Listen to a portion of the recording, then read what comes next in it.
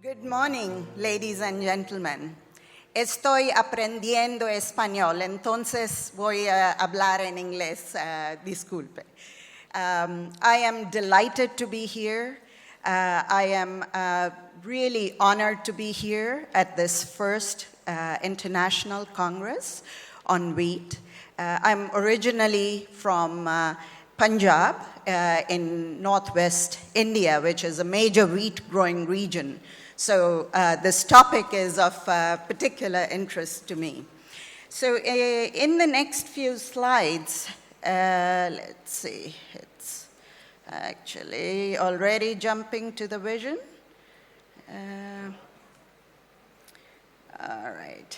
So in the next few slides, I'll attempt to talk about some of the overarching issues that confront the global food system writ large, and also look at Argentina's position within the global food system, what are some of the opportunities, what are some of the challenges, and how does Argentina and really, all the global food system actors move forward and seize these opportunities.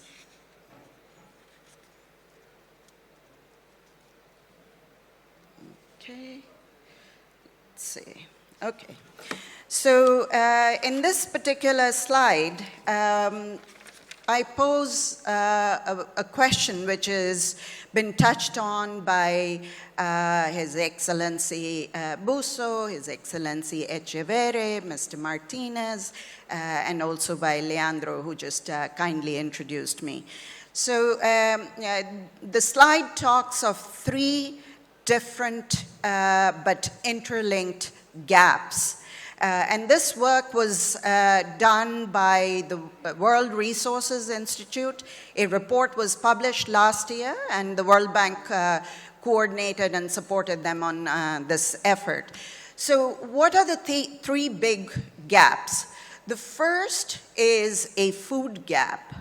The second, a land gap. And the third, an emissions gap.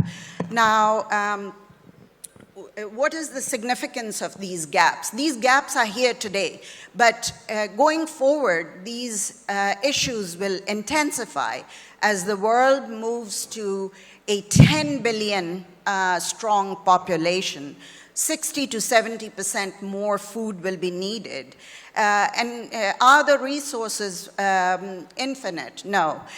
In fact, much, much more land will be needed in a situation, in a context where Western Europe, Asia are running out of arable land.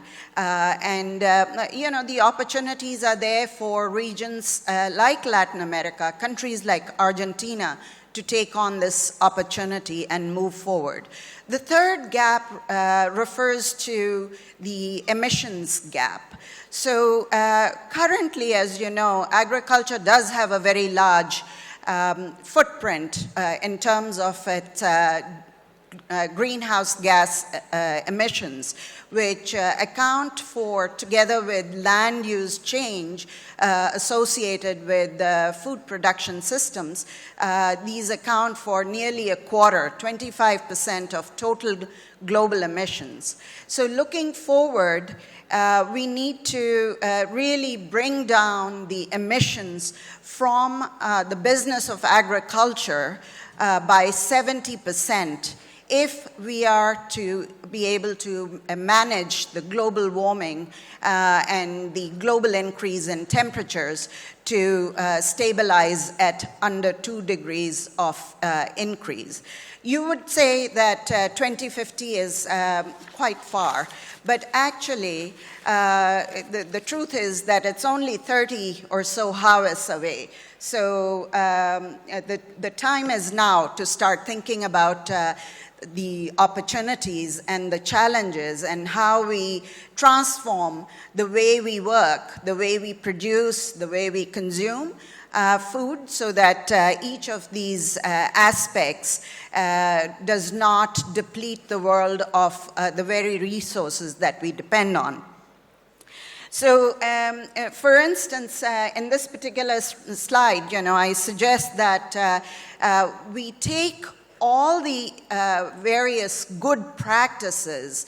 The challenges can be transformed into areas where we can advance. We can produce more food using climate-smart, climate-intelligent practices, policies, as well as leveraging the technologies that we have at our fingertips. In addition, an important area for attention would be integrated risk management. So, agriculture poses threats to the environment, but agriculture is also very vulnerable to the threats coming from climate and extreme weather. So this is food for thought. I'll very briefly talk about that the global development community has recognized these issues, and many of the sustainable development goals, the 17 SDGs, directly or indirectly touch on the issue of poverty, inequality, climate change, food security, as do the World Bank Group's twin goals, which emphasize the reduction of poverty as well as improving the incomes, improving the welfare of nearly 40% of the bottom strata in every country globally. So we started actually with this slide, so I'm not going to dwell on it too much. It's simply a question to all of us here and beyond, globally engaged in this business as to how can we produce more better quality food in a more efficient manner, reducing the global footprint of agriculture, and also food that is nutritious, that's accessible to people everywhere at reasonable prices. So the next few slides speak of Argentina's great role in the global food systems, and by the same token, the importance of the food systems that Argentina engages in for the domestic economy. And many of you know these aspects far better than I do, so I will not take too much of your time. So just in terms of a snapshot, Argentina is a major leader in terms of its agricultural production. In 2016, Argentina generated 2.5 million jobs just through its agricultural production activities. Argentina is a leader in the area of wheat production, and these dimensions are touched on. Sorry, this is an older version, but no matter. So Argentina is a leader in wheat production, and it's second in ranking to Brazil in Latin America. It's seventh globally. So really, it's in a very strong position. Now, on this particular slide, I want to point to the global map on the top right-hand corner. And what the map shows, and perhaps you cannot see the details, is the fact that while it's such a major producer, there are elements which could improve the productivity. Argentina's wheat system productivity is, while comparable to many of its neighbors, below that of, let's say, Mexico or many, many other countries across the globe. So there's room to improve there.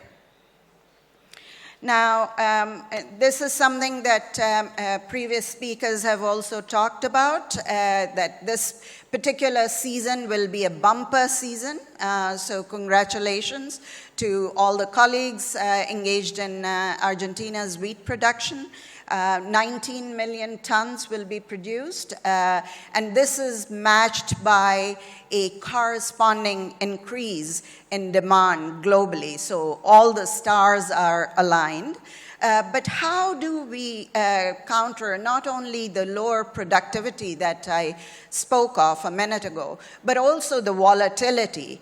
What are some of the conditions? What are some of the policy conditions, the agroecological conditions, the responses to climate change, et cetera, that can be put in place so that instead of going up and down every year, there's a trajectory which points up and moves up strongly.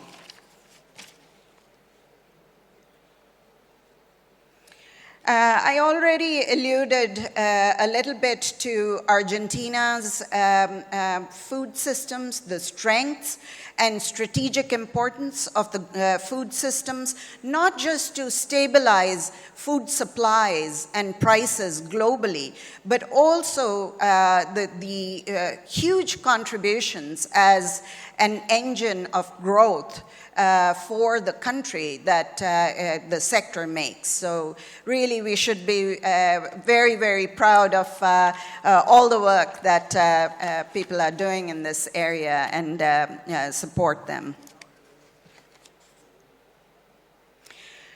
Okay, so in the next few slides, I'd like to touch on some of the challenges.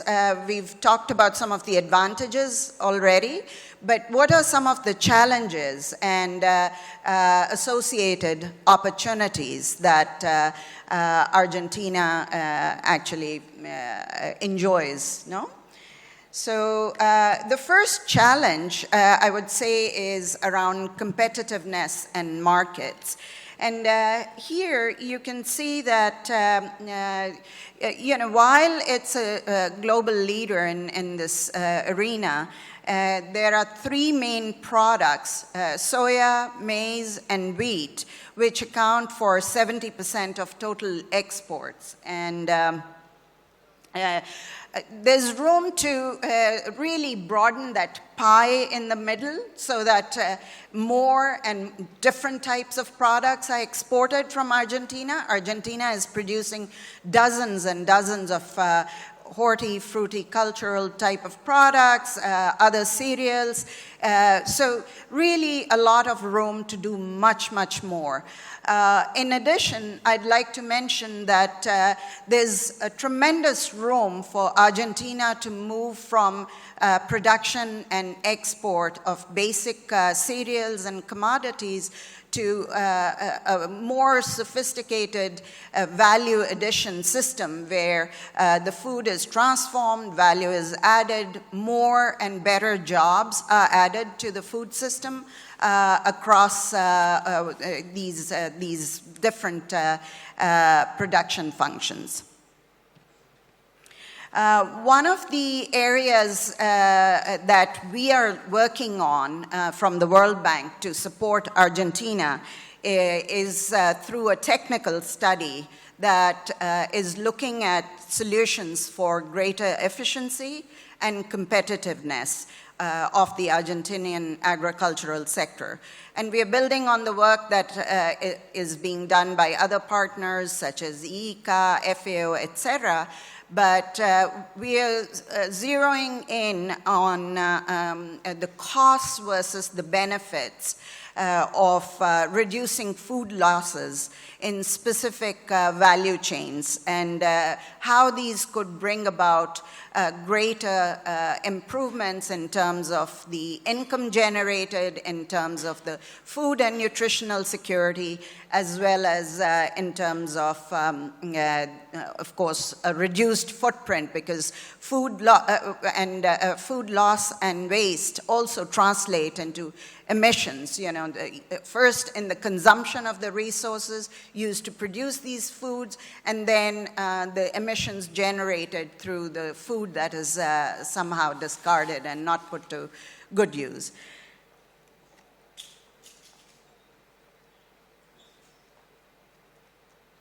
Okay, so the second challenge, or rather opportunity, relates to inclusive food systems. It's not a surprising fact that, like many countries in the world, about half of the food in Argentina is produced by small farmers, small producers. There are 300,000 family farms, I'm told, across Argentina. There are, of course, the Pampas region is very much ahead in terms of development. The cereals value chains are also much more sophisticated and developed, but at the same time, there are several other lagging regions and value chains which can be improved and strengthened. So this is another opportunity for Argentina to improve the inclusion through bringing along people who are working and living in these areas, so that they can contribute more fully, and overall Argentina's progress and development are multiplied then by that many more people. In this regard, the World Bank is supporting a project in Argentina in 10 provinces, and I believe Cordoba is also one of them. It's the Proyecto de Inclusión Socioeconómica en Áreas Rural, PCR, and it seeks to provide inputs, capacity, and solutions to women, to indigenous peoples, and other vulnerable populations primarily.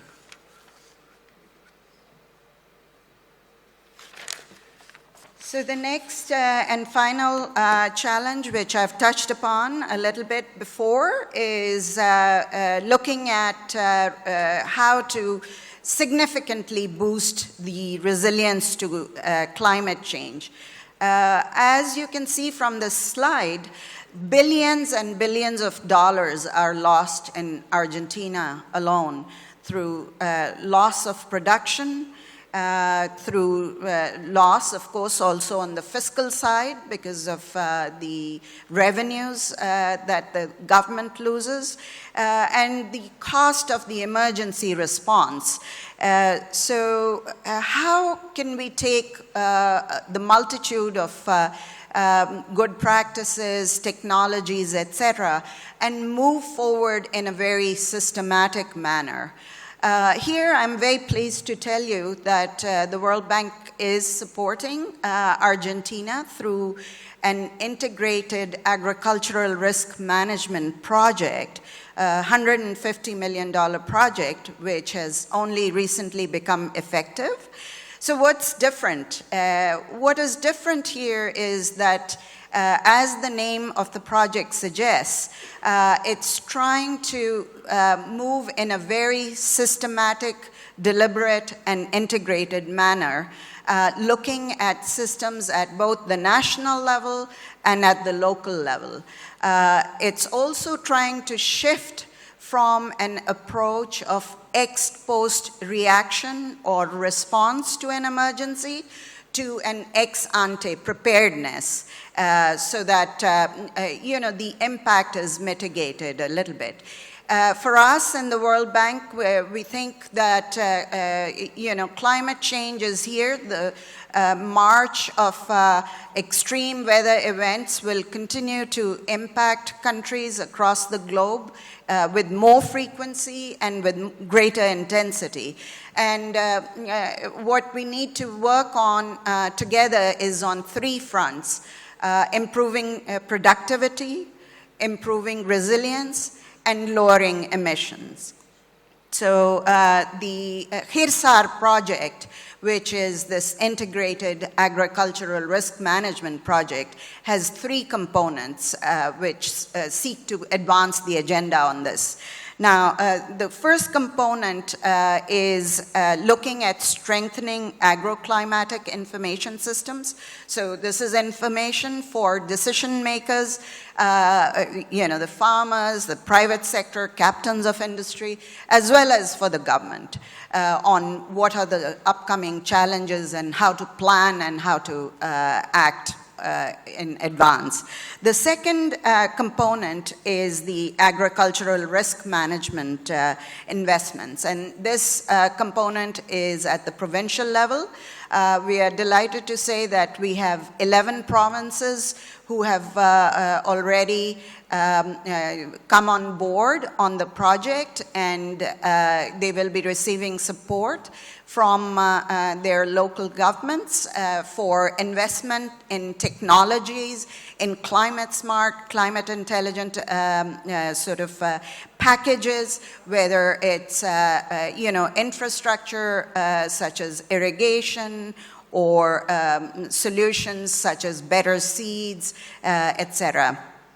Now, the third and final component is the agricultural emergency response financing, which recognizes the fact that there will be disasters. No matter how much we prepare and how much we are ready, maybe there will be some fallout which cannot be addressed ex ante. So what are the risk transfer, risk coping mechanisms that people can have in place? And here we are piloting some insurance instruments, working with a couple of commercial banks, and we are also engaging with other partners from within the World Bank Group to advance on this agenda. So this is extremely important. I think we all need to focus on this dimension. So let me now move to the way forward.